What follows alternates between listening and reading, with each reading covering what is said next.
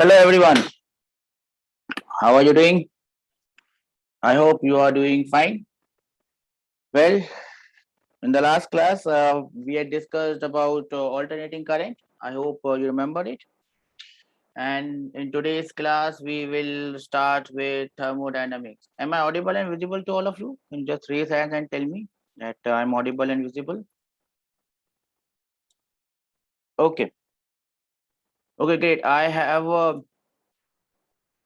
sent you the material for uh, what do I say? AC and thermo. You can just go have a look at all this. And as time is less, so let us not waste any time and move on to this topic of thermal physics. We'll try to wind it up in quick time. How do I start? I start with the very fundamental, and the fundamental is temperature scales. I hope you know about these temperature scales. Yes or no? You have idea about these temperature scales? Do you know what are these temperature scales? First of all, what is temperature? Temperature is the degree of hotness and coldness of a body. It tells us how hot or how cold a body is. Now we measure this temperature by a device known as thermometer. Now every thermometer, whether it's mercury thermometer or volume constant pressure volume thermometer or constant volume thermometer, anywhere, every thermometer is based on a scale. Now there are different scales that you must be knowing. Kelvin scale, Fahrenheit scale, and Celsius scale are the three most important scales. You must be knowing on this. You must be knowing this, and you must also be knowing this formula. This formula we are reading on any scale minus the lower fixed point. The lower fixed point is normally the freezing point of water, 0 degrees Celsius, divided by upper fixed point minus lower fixed point is always a constant. So if you have any other scale, A minus the melting point of water divided by boiling point of water, higher fixed point, upper fixed point minus the melting point of water will always be a constant for all the scales.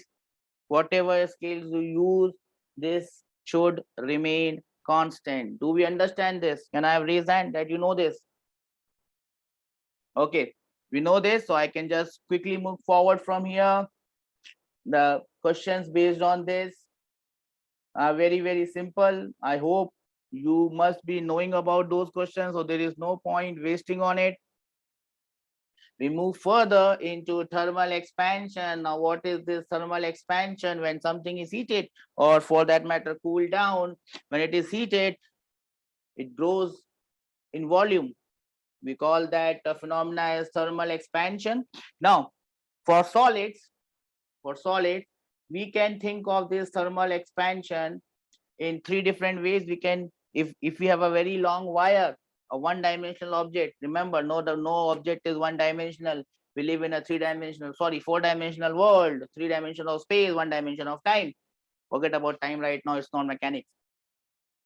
We live in 3-dimensional world, everything is 3-dimensional, but sometimes if you have a wire whose one dimension is very large compared to the other 2 dimensions, then what we can assume is that it is a one-dimensional body. For that one-dimensional body, though it changes in volume, we will take it as linear expansion, and you must know that the change in length delta L is equal to alpha L delta theta, where alpha is known as the coefficient of linear expansion, L is the original length, and delta theta is the change in temperature. I hope you know this. Yes or no?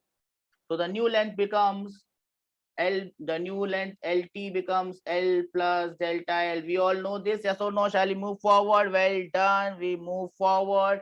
Similarly, if we assume that this body is two-dimensional, it has two bigger dimensions. For example, a sheet, we can take it as area expansion, and it becomes alpha ki jagah beta. You must know the relation between alpha and beta.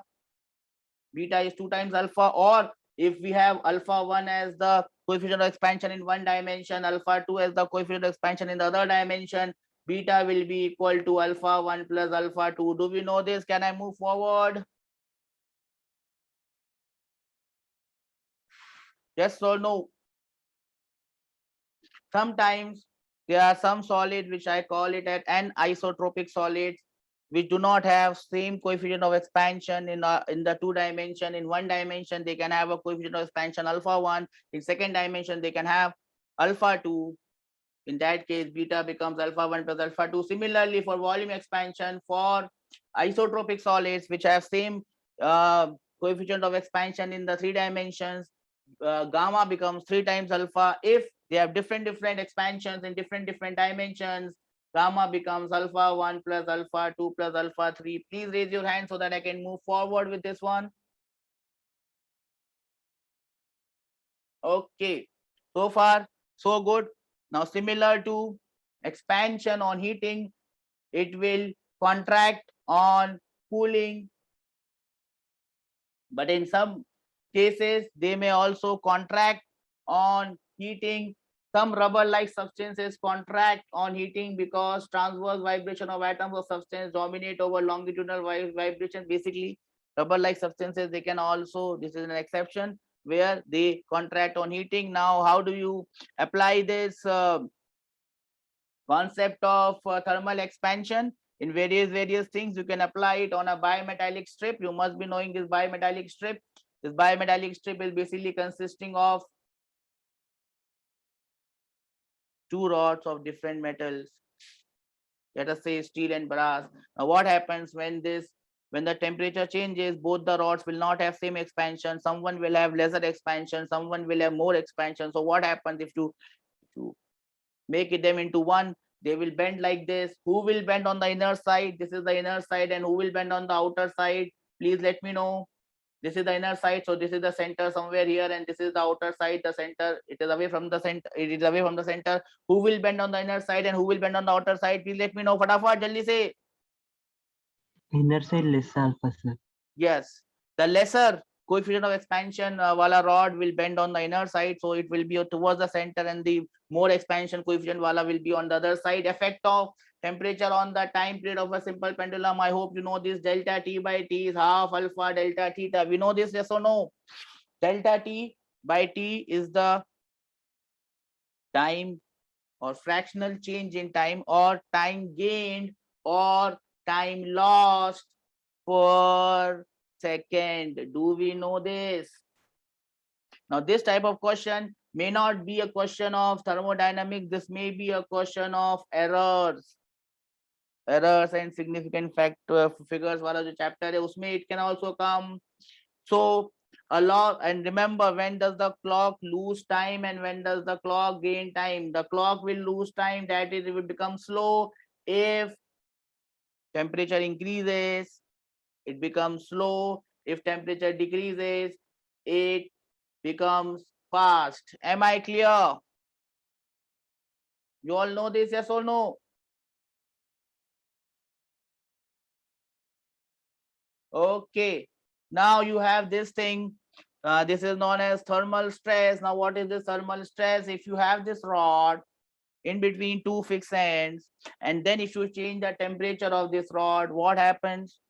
This rod is not allowed to expand, or it is not allowed to cool. It's not allowed to contract because of change in temperature. Stresses will appear in this rod. How do you get that stress? You first find the thermal strains delta L by L, that will be equal to, remember, delta L was equal to L alpha delta theta. So delta L by L becomes L delta theta, alpha delta theta. You know the Young's modulus, multiply strain by Young's modulus and you get stress. The most important point here is that you might make a mistake. When the rod is heated, what type of thermal stress appears in the rod? When the rod is cooled, what type of thermal stress appears in the rod? Fatafat tell me. Thermal stress ka formula you know, Y A alpha delta theta. Thermal force ka, this is the force on the support. Thermal stress is Y alpha delta theta. When it is expanded, what type of thermal stress comes? When it is cooled, what type of thermal stress comes? Can you please let me know? Fatafat, jaldi se batao.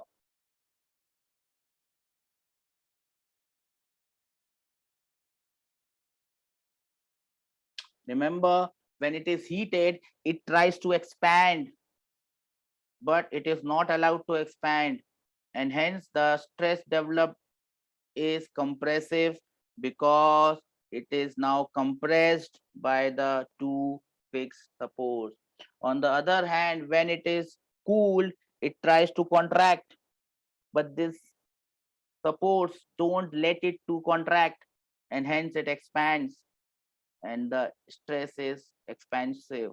Do we understand this? So it is ulta. When it is heated, it is compressive stress.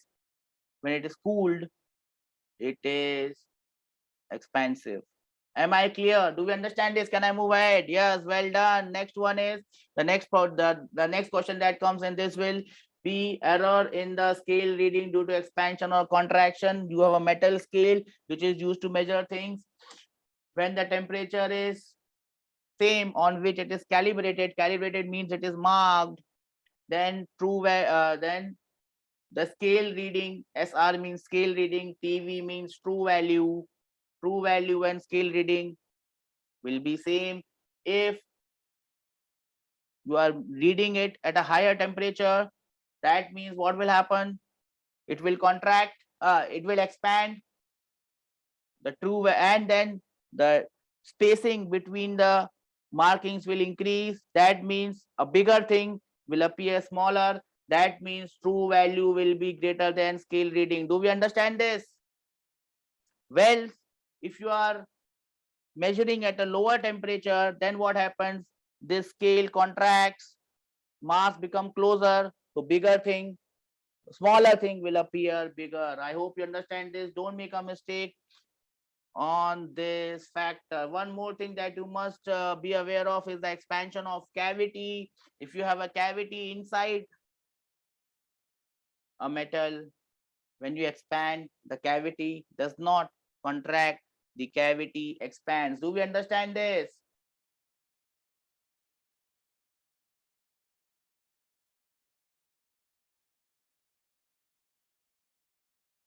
Okay. Now there are some questions which are given. I hope you can solve those questions. Not going to go into that questions. The sheet is already there with you. Two small questions based on formulae. You should be able to do them. I hope I have that much of trust on you. The next is thermal expansion in liquids. Now in liquids, liquids cannot expand in length or area. Liquids have to expand in volume because they're always kept in a volume. So liquids have volume coefficient expansion, but they can have, we can think of these volume expansion coefficient in terms of two. One is known as the real expansion and one is known as the apparent expansion. Have you heard this term, real expansion coefficient, coefficient of real expansion and coefficient of apparent expansion? Do you know this? If you know this, we can move forward. Now see, whenever liquids are heated or cooled, let us take the example of heating. They are heated in a vessel. They're heated in a vessel. Now, when you heat the liquid in a vessel, the vessel also expands. Now, if the liquid is completely filled, some liquid will move out. Now, remember, when you are heating the liquid as well as the solid expand. What you actually see, the solid ka expansion is very less, liquid ka expansion is very more. So what you actually see with your naked eyes is the apparent expansion. Apparent expansion means real expansion minus the expansion of solid. That is what you see. It is what it is explained here. When you are having some liquid in this vessel, when you expand this, when you heat this vessel, this vessel also expands, liquid also expands. The expansion of vessel is very less, you don't see it. The expansion in the volume of liquid, what you see when it is kept inside a vessel, is not its real expansion, but its apparent expansion. Do we know this? Can I move forward?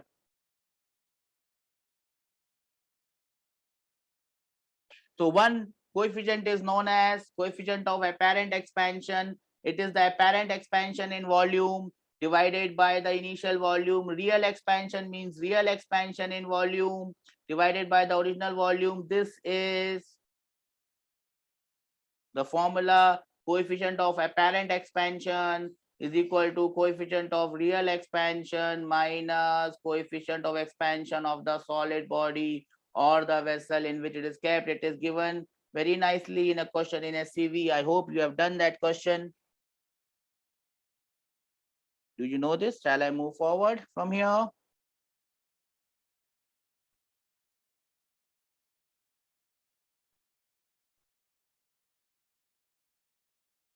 Okay.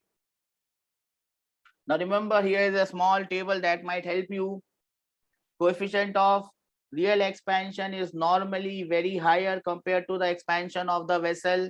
Now expansion of the vessel is taken as 3 alpha because normally for solids, instead of giving the coefficient of volume expansion, they give you the coefficient of linear expansion. So multiply it by 3. Level of liquid will rise when you keep milk in a vessel, and when you boil it, the milk comes out because the expansion of milk is much more than the expansion of the solid. If the expansion of the milk is less than the expansion of the solid, which will not happen in this universe, then when you expand it, the volume will decrease. If they are same, nothing will happen. I hope you understand this. This is no rocket science over here. I'm trying to cover as much as possible so that most of the, see, not all the questions that come in JEE, and I'm talking about JEE Advanced, are numericals. Some are based on logic. Some are based on whether you know the concept or not. And that is why instead of solving questions and doing numericals only in this chapter, I'm also trying, in all the chapters, in fact, I have done that, to let you know the simple fact that you should not miss, so that you have an entire coverage of the course. And this is not, what we are doing is not crash course. What we are doing, what I am doing here is, whatever topics we have done, you should be able to attempt question on that topic. That has been my inclination, and I hope you have understood this. Anomalous expansion of water, you must know this. Now normally water, what will happen from 0 to 4 degree, or once at 0 degree ice becomes water completely. Let us say we have water at 0 degree. If you now heat up water, what should happen? Its volume should increase, but that doesn't happen. Its volume decreases. So water has minimum volume or maximum density at 4 degrees Celsius. This is known as anomalous expansion of water. Do we know this? Yes or no? Yes or no? And because of this, your lake will always melt from top to bottom. You must know this. There is a formula for finding out the thickness of the layers of the ice as a function of time. I hope this question will be there, or else it is there in SC Verma. You can have a look at it. Don't need to solve it. Just remember the formula, something half alpha delta something aata hai. I hope it will be there. Else you can have a look in SC Verma. Do you know this? And that is because of this anomalous expansion of water, this aquatic life, marine life is saved. You always have a lake freezing from top to bottom. The bottom temperature always remains near 4 degrees. So these aquatic animals can survive even in harsh winters.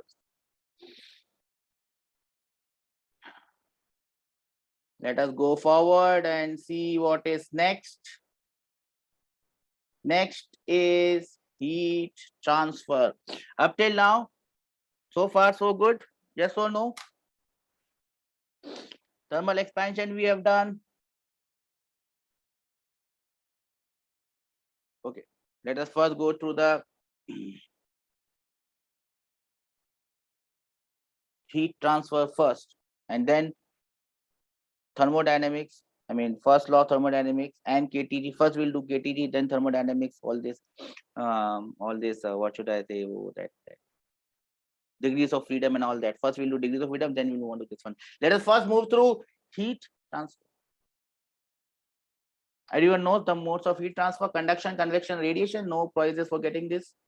Now, what we should study in detail here,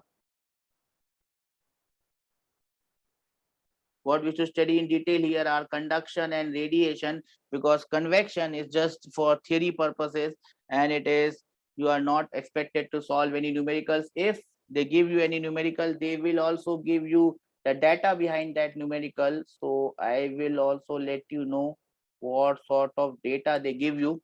I probably will have a question on that. I made a question on that some times ago. So probably I'll have a look at that question and I'll tell you that question. Anyways, conduction and radiation R is what we are more concerned about.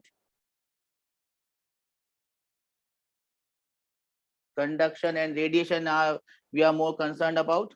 Now, a quick look at what is the difference between the three mode of transport, three mode of heat transfer. Conduction, it is the mode of heat transfer where what happens is heat gets transmitted by collision between the molecules.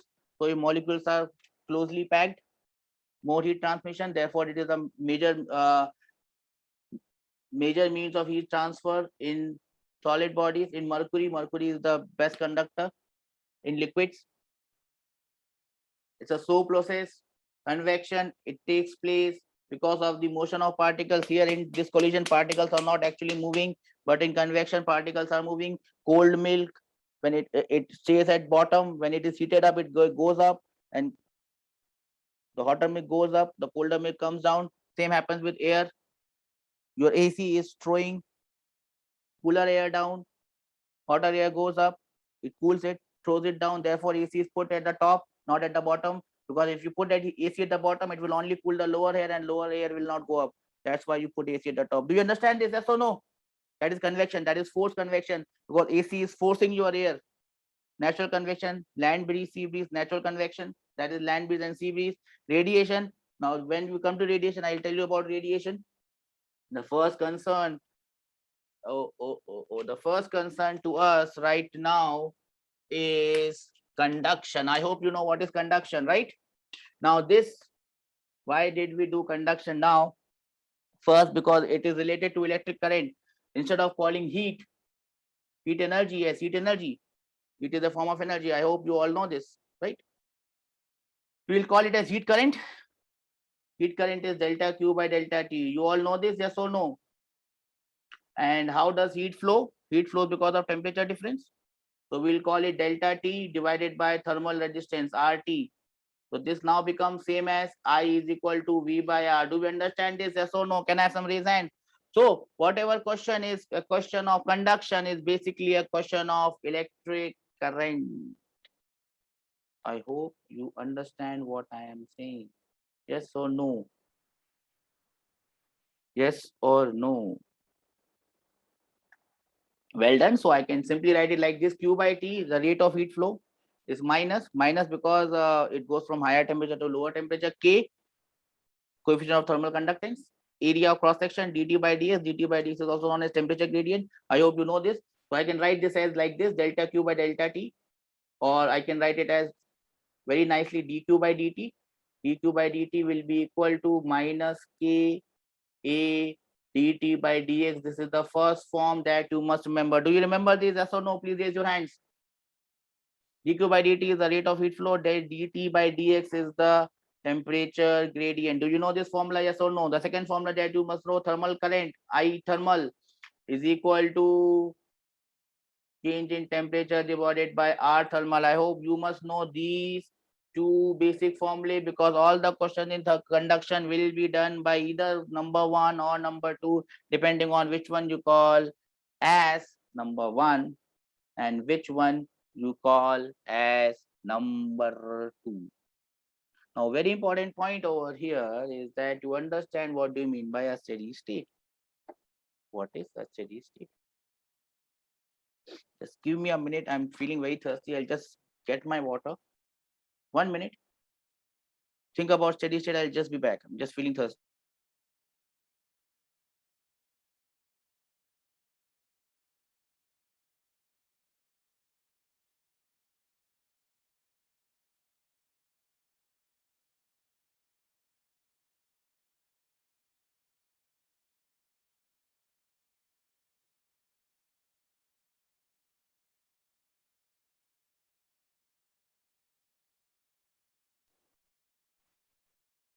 So I got my water bottle.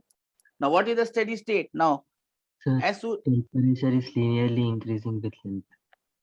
linearly increasing. With length, sir. What linearly increasing length? You are not understood it.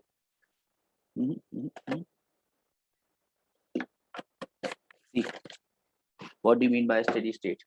Let me think that you should understand this concept of steady state is a very important concept that you must know.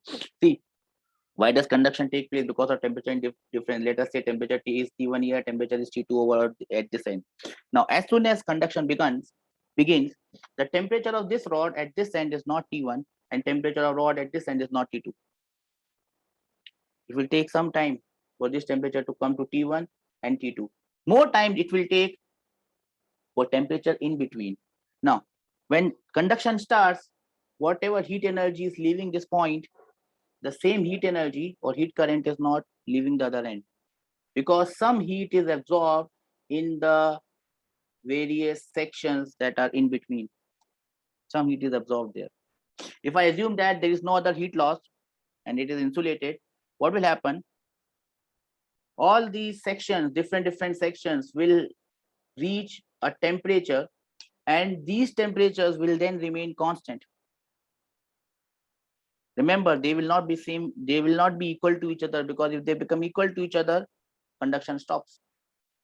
From T1 to T2, you will have a temperature gradient, T1 minus T2 divided by L. This T1 minus T2 divided by L, or dt by dx, when this temperature gradient becomes a constant, at that point, different sections are at different temperatures, but these temperatures are different from each other and they remain constant with time. Such state is known as steady state. Do we understand this? In that state, whatever heat current leaves T1 end, same heat leaves T2 end, same heat is going through any other end, and no heat is getting absorbed in any of the points. The temperature of all these points or sections remains constant. They are different from each other, but they will remain constant. That state is known as steady state. In most of the questions, in fact, all of the questions that we do in conduction, they are based on steady state. Do we understand this? Yes or no? I hope you understand this. Thermal conductivity, just have a look at the dimension. I hope this question can come in dimension. Thermal conductivity, else it is of no use. Such question can only come in dimension. Thermal resistance of rod, I hope you all know this. Thermal resistance of rod, R is equal to L by K alpha.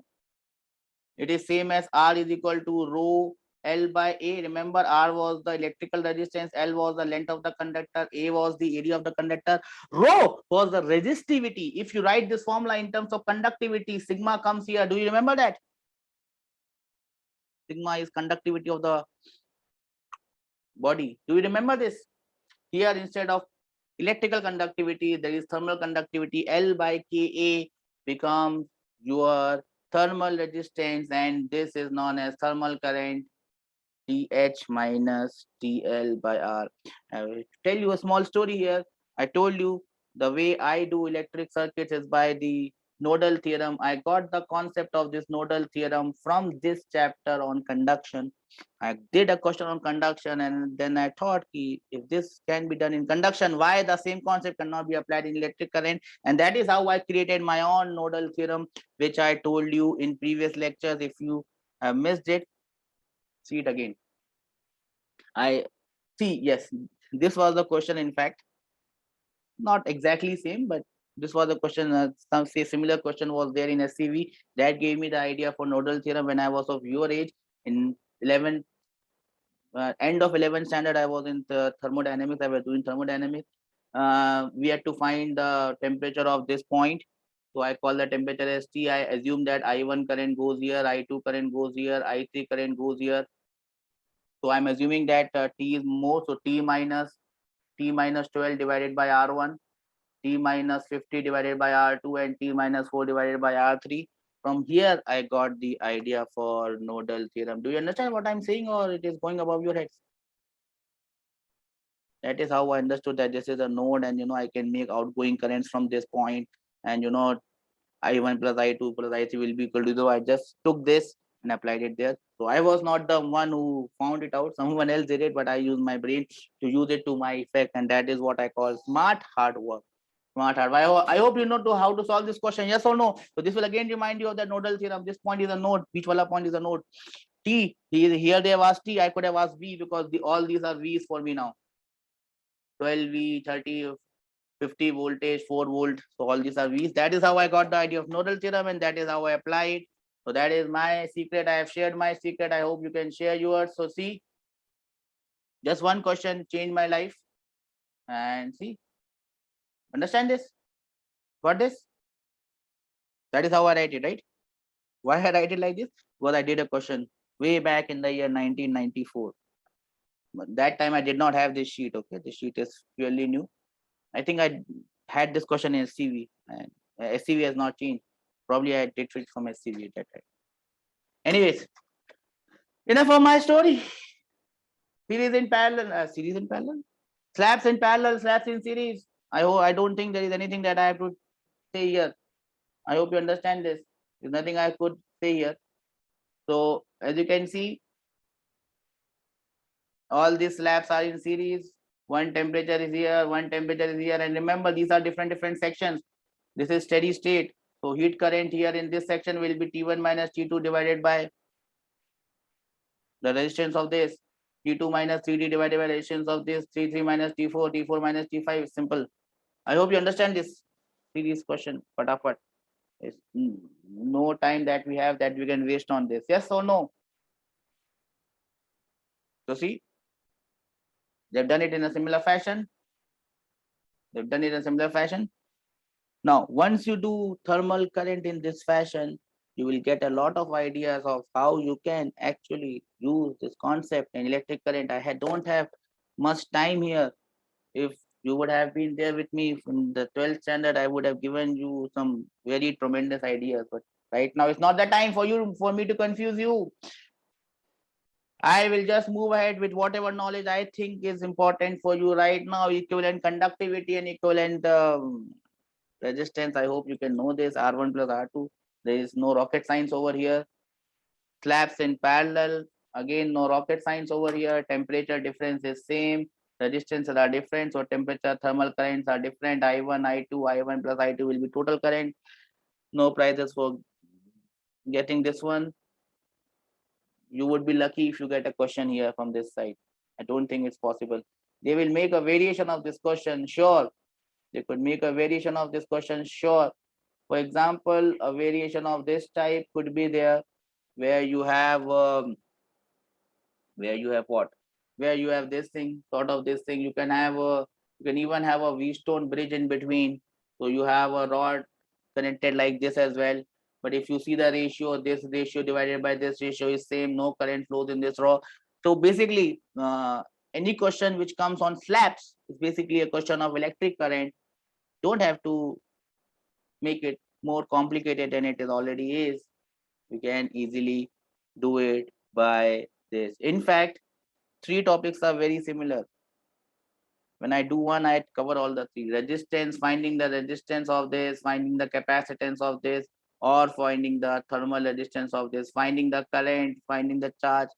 You might have seen this question of this variable cross section. There is a solid or a hollow cone. You have to find the resistance of this cone. You have to find the thermal resistance of this cone, or you have to find the capacitance of this cone. All the questions are similar because everything is similar.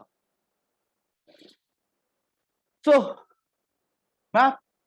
here I told you that formula for growth of ice on lakes. Here it comes. I don't have to tell you how it is done. Here air is at 0 degrees Celsius. Here the water will be at 4 degrees Celsius, something of this nature. Then you find if the length of if the thickness of the slab changes by dx, how much heat is required for that, ms delta theta, and how much heat has been transmitted through conduction. You just equate both and then just integrate it. I hope you are understanding what I'm saying. I guess that you might have done this. So this is what you must remember. The final formula, time taken by ice to grow toward thickness x is this one. Half, this is integral, so integral का sign गलत आ गया है. Half rho L by k theta into x square. Time taken to grow it from a thickness x1 to x2 will be this one. T1 is to T2 is to T3 will be 1 is to 2 is to 3. I hope you understand what I'm saying here. If you remember this one, there's no need of calculating it. You must remember this one from this chapter. I hope you know this. Can I have some raise hand? Yes, well done. Chalo, आगे बढ़ते हैं. No need to waste time on here. I'm giving you ideas of what type of question I expect can come. Well, if they come, good luck. If they don't come, well,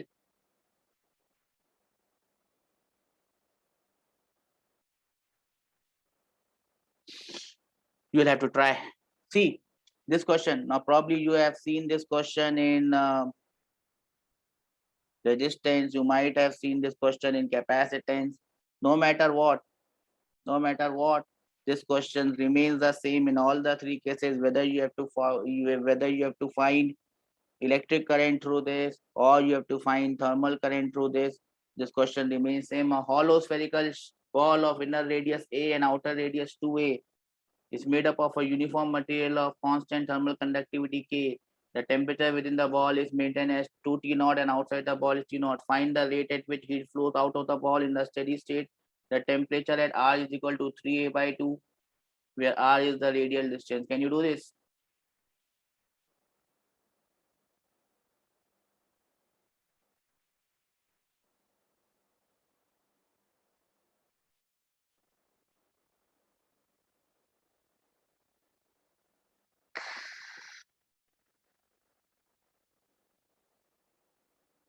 So basically, you have to understand the figure might be looking a bit confusing. Remember, this part is hollow and this part is made up of material. I hope you understand this, right? So basically, this question could be find the thermal resistance of this part, find the electrical resistance of this part, anything, or find the capacitance of this part. Everything is similar. So how do you do it? I hope you know this. Yes or no? You can solve this question by finding the thermal resistance, or you can solve this question directly by finding the heat current. Remember, temperature gradient remains constant because we are talking about steady state. Am I clear?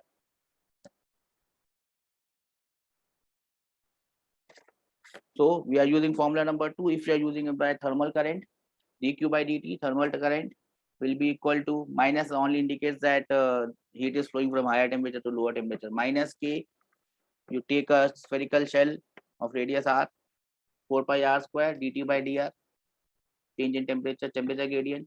You just integrate this to get the values. Yes or no? Integral limits are from a to 2a. Temperature varies from 2 T naught to T naught, and you have your answers. No prizes for guessing this one. You will have your answers.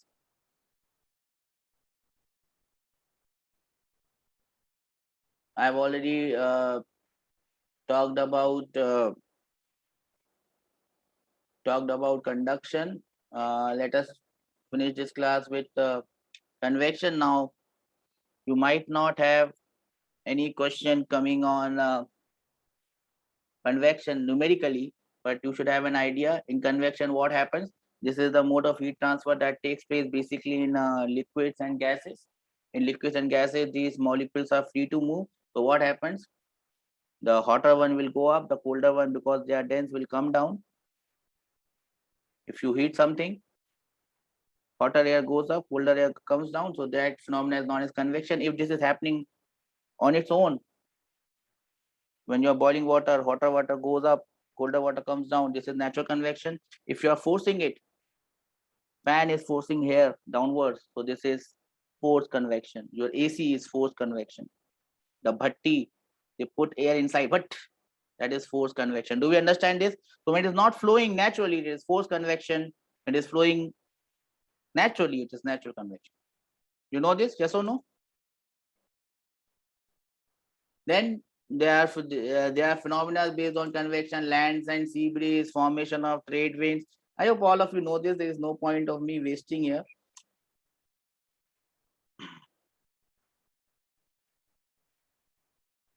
I think this is useless. So I just move on to the next topic, that is radiation. Now radiation will be covering in some detail because that is the part where most of the students I find are weak.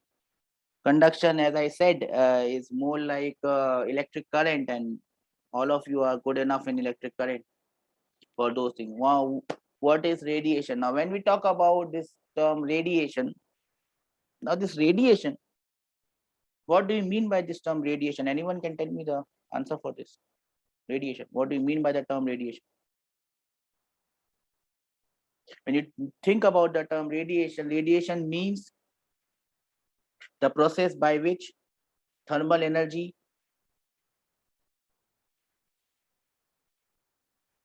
travels through vacuum. It also refers to the process by which this thermal energy or this energy is traveling. It also refers to the process by which this energy is produced. It also refers to the energy itself. So when I say thermal radiation, I mean the energy which is traveling through space. The energy, the name of the energy is also thermal radiation or radiation. The process by which it moves in that vacuum is also radiation, and the process by which this energy is produced is also radiation. Am I clear? So this word radiation means a lot of things. Everything related to radiation is having the name of radiation. Okay. This radiant energy, electromagnetic waves are also they are not thermal radiation, but they are also a type of radiation. They will travel in a straight line. The shadow will be formed, reflected and refracted. They will travel by the speed of light or electric, just like electromagnetic waves. Yes or no?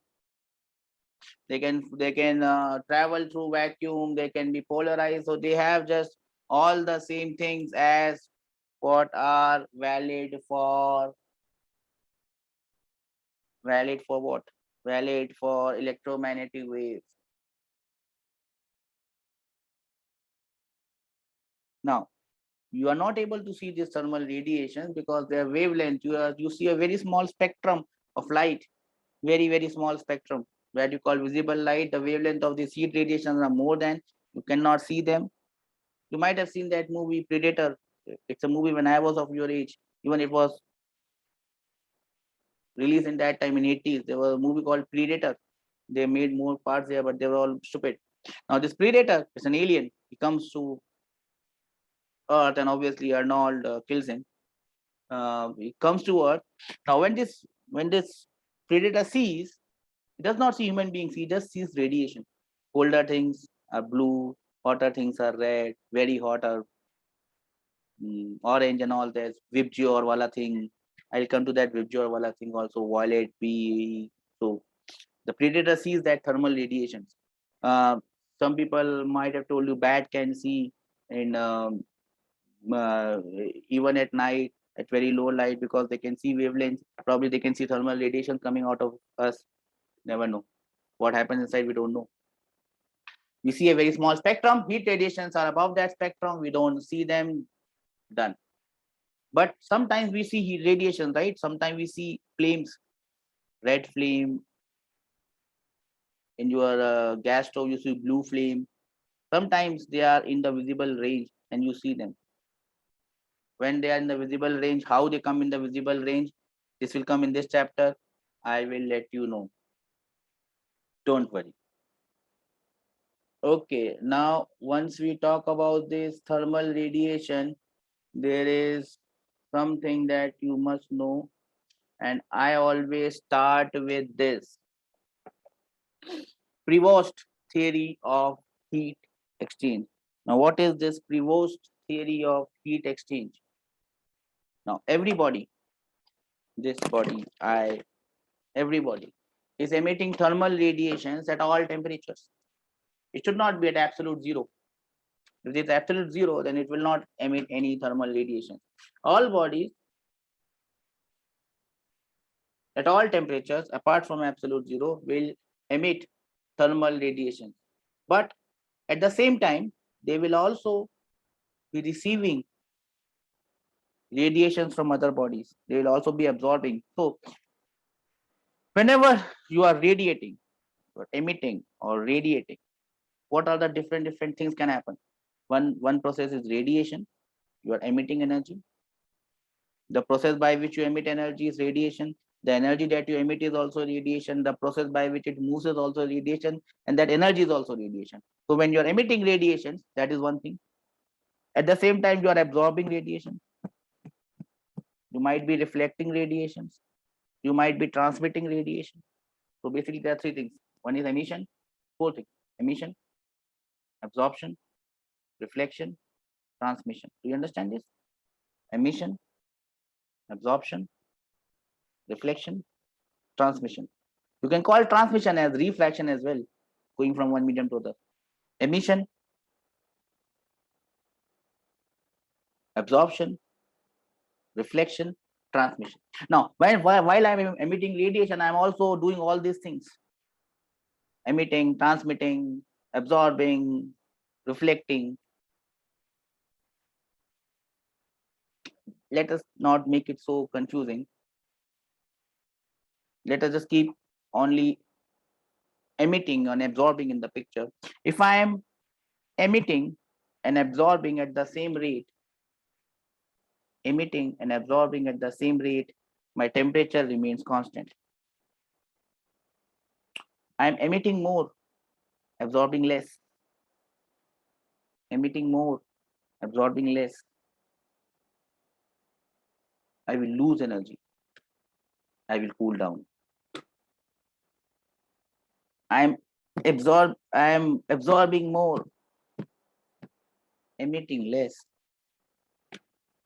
My temperature will rise, my energy will rise. And that is how things happen. Cold coffee, soft drink, cold water. This was colder, but now it is at room temperature. Why? It was colder. It was emitting radiations as well as absorbing radiations. But the emitting radiations were less and absorbing radiations were more, and that is why temperature increased. Its heat energy, its energy content decreased. Now it is at room temperature. Now what is happening at the room temperature? It is emitting and absorbing at the same rate. The temperature remains constant. This is reversed theory of exchange. Do we understand this? Reversed theory of exchange. Emission and absorption. Hot coffee, hot tea, what happens? Hot tea is emitting radiation as well as absorbing radiation. This is the first thing that you understand. If you understand reverse theory, your radiation is done. That is why I start with reverse theory. And it's very simple. Hot tea emits more, absorbs less. Its temperature falls down. Its energy content. Remember, when it is inside, it is not heat. Heat is defined only when it is transferred. I can give heat, I can take it. When it is inside me, it is my internal energy. We'll come to that. Heat energy is only defined when it is getting transmitted. When I'm transmitting, I am emitting heat. Energy in transit. Heat energy is energy in transit. When it is inside me, it is my internal energy. So when I'm emitting more, absorbing less, my energy content is going down. Once my energy content goes down, my temperature falls, and that is why a hot cup of tea or a hot cup of coffee will come down, and it will come at the room temperature or the ambient temperature. At ambient temperature, it is emitting and absorbing at the same rate. This water is also doing so.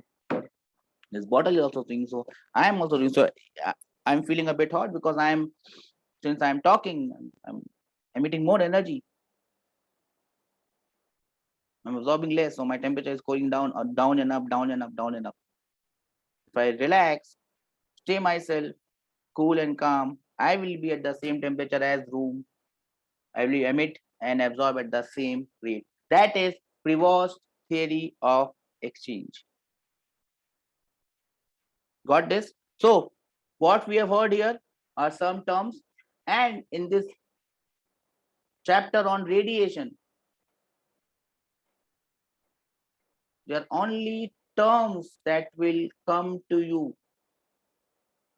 Are these terms here? Yes.